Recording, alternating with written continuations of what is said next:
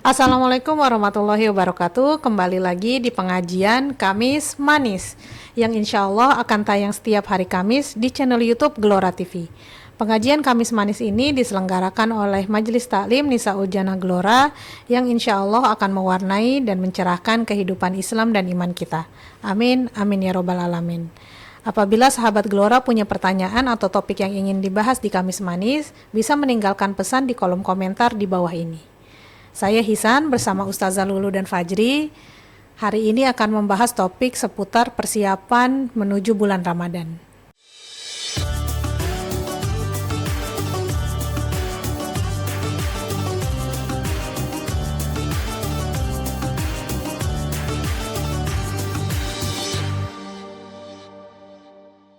Assalamualaikum Ustazah, apa kabar? Waalaikumsalam warahmatullahi wabarakatuh. Alhamdulillah sehat, Ican. Fajri apa kabar? Alhamdulillah sehat dan siap menyambut bulan Ramadan. Masya Allah. Nah Ustazah, Alhamdulillah. kita kan beberapa pekan lagi akan memasuki bulan Ramadan nih. Ada nggak sih kiat-kiat atau apa yang perlu dipersiapkan supaya kita bisa memaksimalkan bulan Ramadan ini? Ya. Bulan Ramadan ini adalah bulan yang kita tunggu-tunggu. Bahkan sahabat pada zaman Rasulullah setelah selesai bulan Ramadan ketika datang Syawal itu udah persiapan lagi untuk Ramadan berikutnya. Jadi 12 bulan menantikan bulan Ramadan. Kemudian ada yang 6 bulan, ada yang 4 bulan. Nah, kita ini paling minim ya. Paling minim 2 bulan sebelum bulan Ramadan. Dan kita juga selalu berdoa Allahumma barik lana fi Rajab wa Sya'ban wa balighna Ramadan.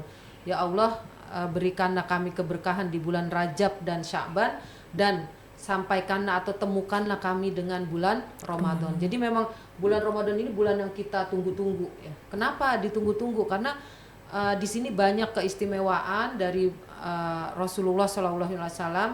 Rasulullah memberikan banyak arahan-arahan bahwa bulan ini bulan yang bagi umat Islam itu adalah bulan yang istimewa.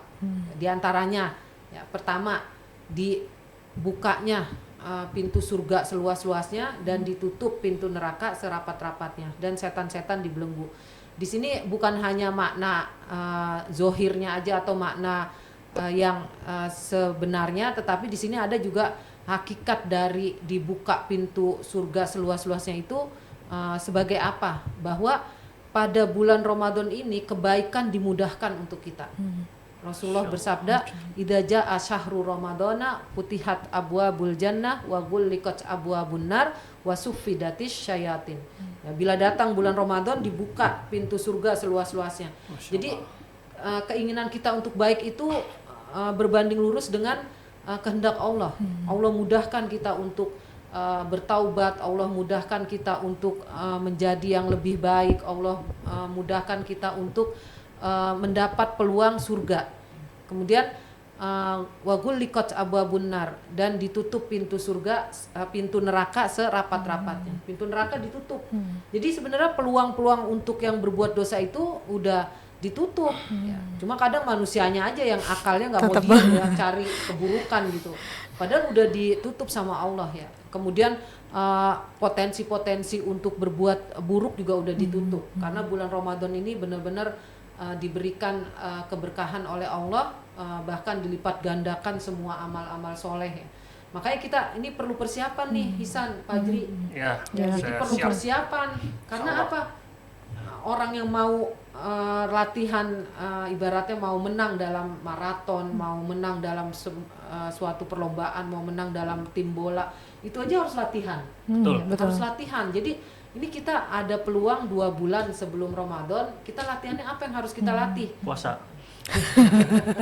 Ya, Sebelum pertandingan beneran. Ya, jadi yang pertama kita latih adalah iman kita. Artinya kita benar-benar menyadarkan diri kita bahwa ini iman dan takwa kita ini harus benar-benar kita siapkan. Gimana caranya? Ya kita yang mungkin jarang ngaji, kita mulai ngaji dari sekarang. Kalau baru Ramadan baru ngaji udah telat. Ya masa baru masuk Ramadan walaupun nggak ada kata terlambat. Tapi kalau dari sekarang nih kita latihan ya, seperti maraton, kita latihan pelan-pelan, nanti insya Allah kuat. Tapi kalau pas maraton baru lari bisa ya jatuh, artinya nggak kuat gitu. Tapi ketika Ramadan nih, jadi Ramadan datang kita udah biasa latihan setiap hari baca Quran ya, mulai kita membersihkan lahir batin kita. Jadi kan ada ibadah fisik, ada ibadah hati. Nah, ibadah fisik itu udah mulai kita latih nih, sholat sunnahnya, puasa sunnahnya, kemudian hal-hal yang terkait dengan zikir, kita mulai banyak zikir ya, zikir pagi dan petang. Ya, kemudian kita berusaha untuk banyak melakukan amal soleh. Ini amal soleh ini juga terkait kita mulai membersihkan hati kita. Selama ini sih membersihkan, cuma kan ini untuk Ramadan nih, dalam arti karena peluangnya setahun sekali. Ya, jadi dibebaskannya dari dosa-dosa. Man soma Ramadana imanan wahtisaban ghufirallahu ma taqaddama min dzambihi. Siapa yang puasa benar-benar karena mengharap dari Allah, ya maka dihapuskan dosa-dosa sebelumnya. Ya, jadi berusaha meningkatkan iman dengan amal-amal soleh. Nah, itu tadi ibadah fisik. Ibadah hati kita jauhi ria, sombong, kemudian merendahkan orang, ya, kemudian menyakiti hati orang, atau kalau yang kita suka lemes gitu lisannya ya, suka gibah ngomongin orang ya. Memang sebenarnya ini dosa-dosa kecil, tapi ketika kita timbun ya, setiap hari kita ngomongin orang, bisa-bisa jadi dosa besar. Jadi kebiasaan. Jadi kebiasaan, kita nggak merasa berdosa lagi. Padahal ini akan dihisap, akan dihisap karena ini ibadah hati. Jadi bahkan kalau ulama sebagiannya ibadah hati harus lebih dipentingkan dari ibadah fisik. Kalau ibadah fisik ibaratnya puasa sunnah, sholat sunnah, zikir, kemudian sedekah, itu casing, artinya Allah mengampunkan ya kalau kita nggak mampu dan lain-lain. Tapi kalau hati ini Allah memang ibaratnya mewajibkan kita punya hati yang bersih. Jadi sebenarnya iman itu satu kesatuan, bukan hanya ibadah fisik aja, tapi ibadah hati, yaitu hati kita bersih. Bahkan kalau ibadahnya kurang nih, ibadah fisiknya kurang tapi hatinya bersih, lolos masuk surga ya, karena punya hati yang bersih. Jadi hati yang bersih ini modal awal kita mendapat ridho Allah, mendapat rahmat Allah, kemudian masuk surga. Nah, ini persiapan yang pertama nih. Ini baru pertama Pak Idri, persiapan iman takwa kita siapin menjelang Ramadan. Kemudian yang kedua persiapan fisik. Ya. Fisik juga biar nggak lemes misalnya pas puasa.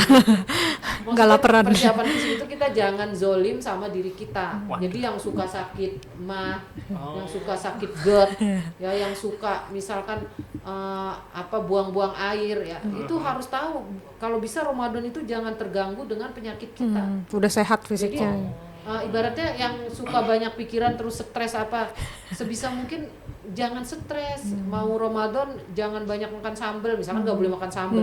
Besok Ramadan ini sekarang makan sambalnya banyak banget, akhirnya Ramadannya sakit gitu. Pas puasa Ramadan sakit, ini kan mengganggu ya. Jadi ini juga terkait dengan kita memberikan hak tubuh kita. Jadi mudah-mudahan kita senantiasa berpikir bahwa tubuh ini punya hak juga dari kita ya. Jangan dizolimi. Misalkan badan kita sehat tapi nggak pernah olahraga, ya sehatnya sekarang aja, nanti mungkin akan sakit. Karena nggak pernah olahraga. Efeknya nanti ya nggak dikasih ibaratnya badan itu nggak dikasih haknya gitu. Terus makan juga nggak dikasih haknya, makannya yang pengawet. Nah, generasi micin ya. Tapi sekarang kayaknya susah saja menghindari.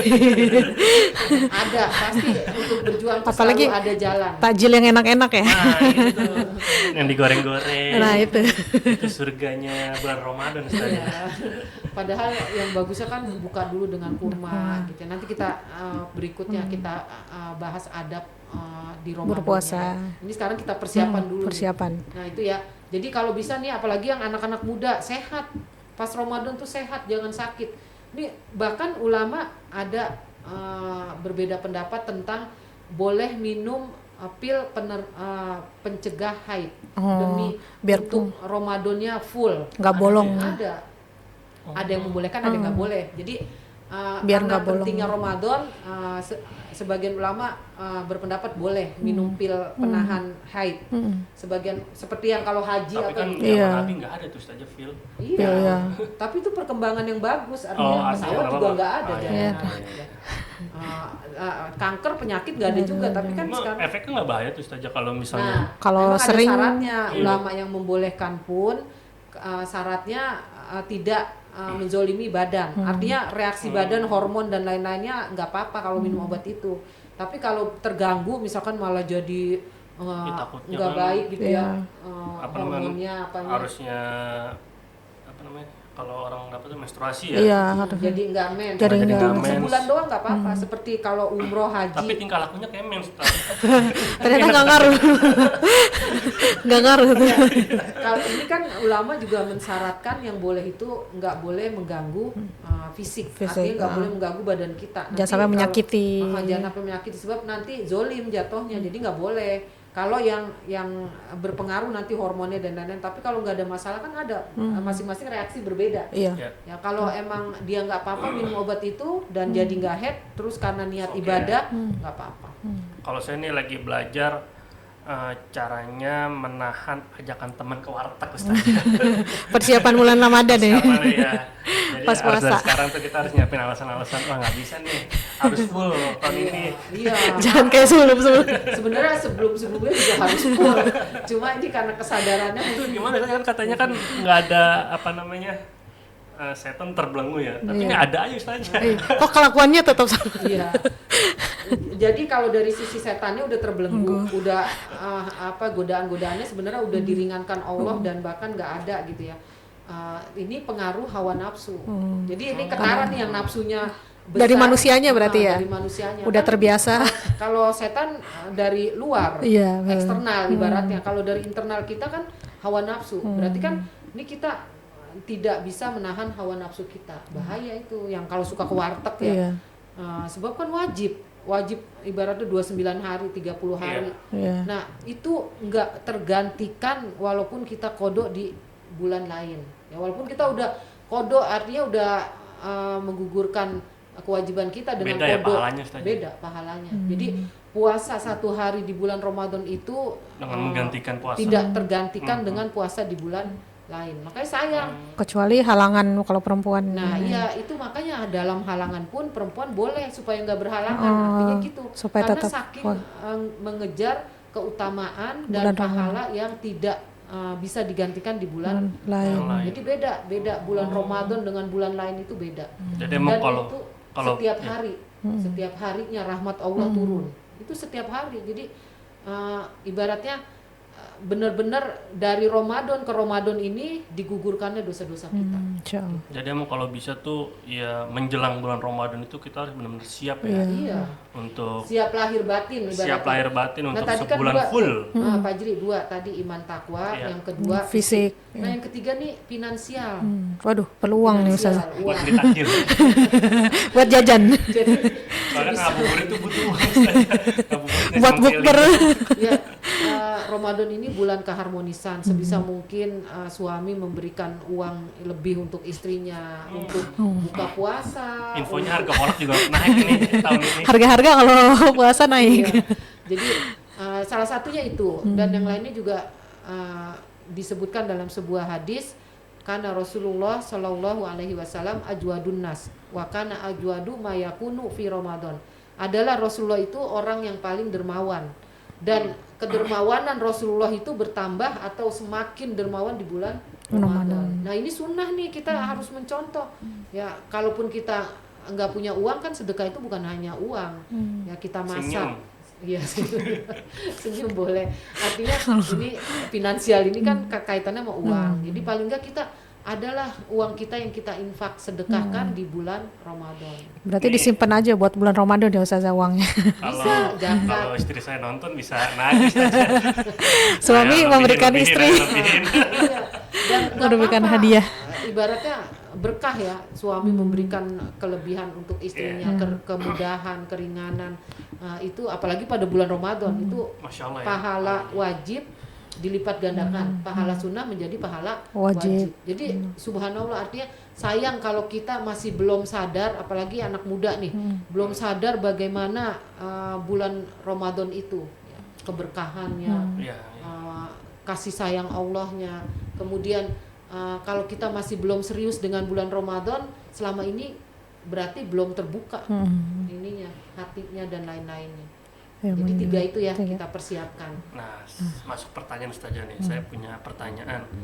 Maksudnya kan kalau di daerah saya tuh ya, untuk menyambut bulan Ramadan tuh Ustazah rame nih Ustazah.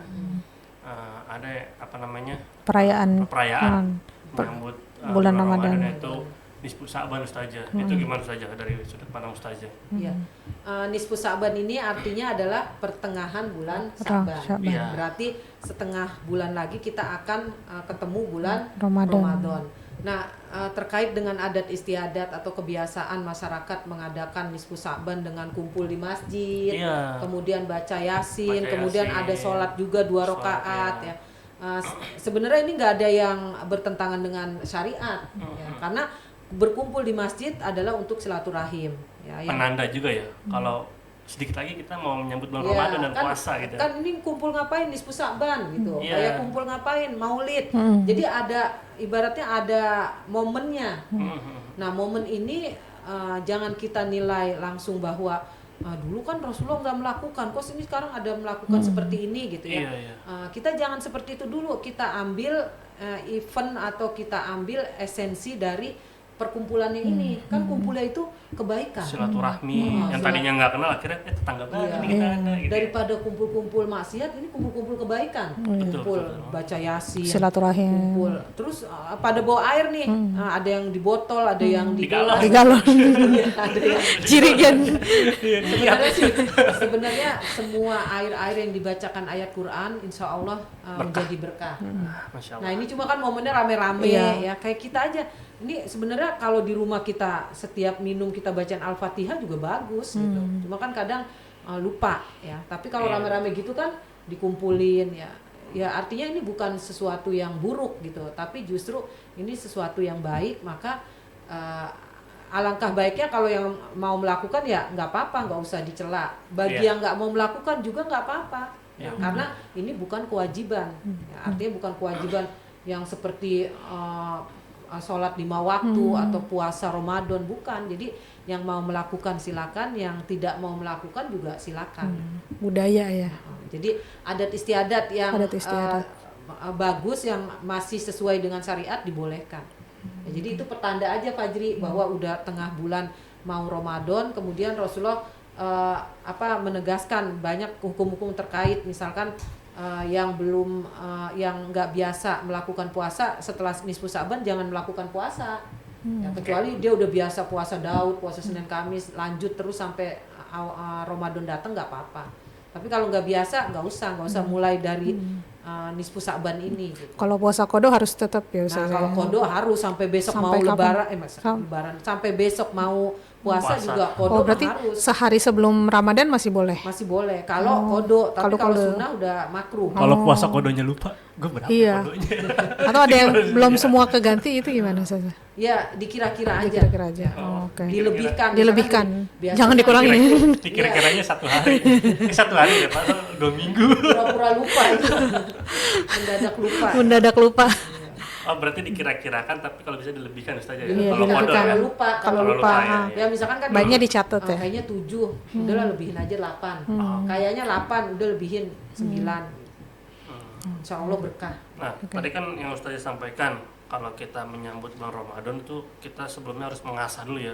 Mulai dari iman dan takwa kita, terus kita Fisiknya. udah mulai fisik dan seterusnya, terus kita juga udah mulai harus rajin membaca Quran. Nah, di sisi lain tapi ngelihat kebiasaan-kebiasaan yang ada di sekitaran kita, justru kayak pengajian-pengajian tuh ada istilah penutupan gitu. Iya. Ustazah, tanggal Malah pengajian. malah nggak pengajian ya selama Iya, Ramadan gitu. Penutupan atau tawakufan. Iya, Tawakuf tawakuf. itu berhenti. Oh. Jadi iya memang ini tradisi juga ya. Tapi di sini terkandung makna bahwa ditutup di musola tapi disuruh ngaji di rumah yang banyak, namanya tadarus Quran. Jadi yang majlis taklim penutupan ini Ustazah juga mengalami ya, maksudnya banyak majlis taklim yang tutup gitu. Artinya tutup itu tawakuf, berhenti dulu menjelang Ramadan, nanti habis Lebaran baru dimulai lagi. Itu dalam rangka memberi kesempatan ibu-ibunya untuk tadarus Al-Qur'an. Fokus Di rumah. Fokus di rumah, jadi baca Quran yang banyak. Bahkan ibu-ibu tuh semangat, ada yang 3 kali hatam, 4 kali hatam. Masya Allah. Iya benar. Sambil Kalau anak muda kan 1 kali hatam Satu doang. kali. Kalau ustazah. banyak Masya Allah. Spill dong, Rahasia. spill dong. Rahasia. Aku kata sama ustazah, saya sih setiap hari hatam ya. Asik. 30 kali. Iya, Imam Syafi'i 60 kali. 60 kali. Wow. Dalam- Sehari 2 kali ya berarti. Oh, Sehari Ramadan. 2 kali, iya. Masya Allah. Sehari 2 kali, siang dan malam. Siang Tapi karena sekali, udah hafal malam ya sekali. Ustazah. Ya udah. Kan udah hafiz jadi. Udah hafal. Sudah hafal ya. Udah ada hafal. yang 30 kali, ada yang 10 10 kali. kali. Imam Ini kan- Syafi'i paling banyak 60. Ini kan di sini ustaz ya godaan nih. Godaan lagi selama bulan puasa kan ada Haus. Iya. seret. Dan justru ini ya artinya gini, kita menahan nafsu di bulan Ramadan ini untuk seterusnya nafsu ini jadi kita bisa manage, Kendalikan. ya, kendalikan. Ya, jadi nafsu itu kita tahan, kita tekan ya, tekan dalam arti disalurkan dengan apa? Membaca Al-Qur'an, disalurkan dengan sholat sunnah, disalurkan dengan sedekah. Ya, ini insya Allah nafsu-nafsu ini menjadi terarah. Wallahu